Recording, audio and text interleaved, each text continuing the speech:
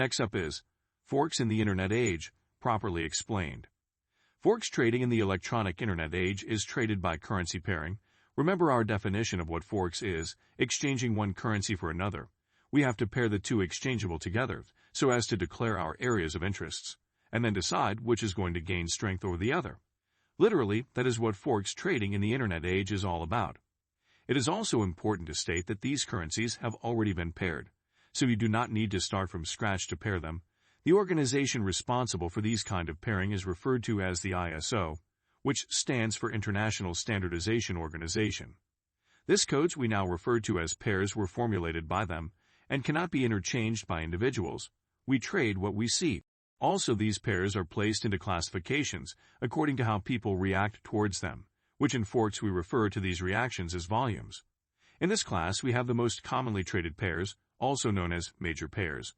To easily identify the major pairs by yourself, you only have to look out for currency pair combinations with USD in them, while other pairs without the United States dollar, the USD, attached to them, but are found amongst the commonly traded currencies are classified as cross pairs. For instance, GBP-AUD, observe that there isn't the United States dollar in that pairing.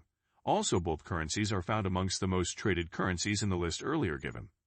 We have three most active crosses. We have the GBP crosses, Euro crosses, and JPY crosses. We also have the exotic pairs, but we would be going into that later.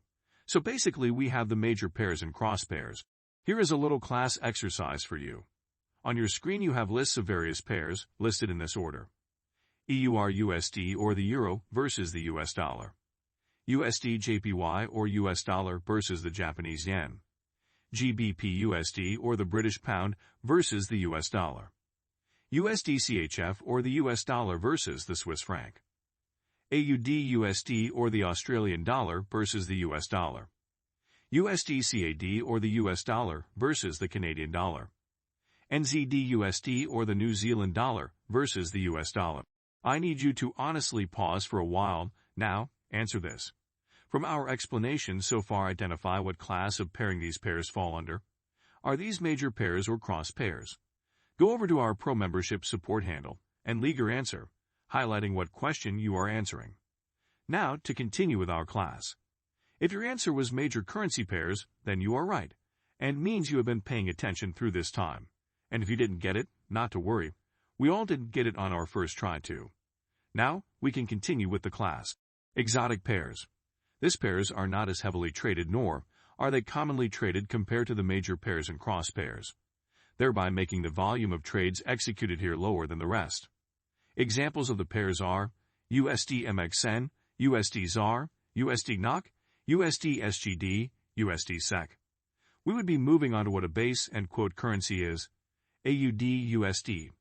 Base currencies are often on the left, while quote currencies are always on the right. You can easily identify them as simply explained right here. Now we are getting into deep waters soonest. Just stay on course with me. When you decide to place a buy order on your trading software, you are literally saying that the Australian dollar would gain more strength over the United States dollar, which implies that the United States dollar would weaken. Likewise, when you are placing a sell order, you are saying the USD would gain strength over the AUD, which means AUD would weaken. See you in our next class.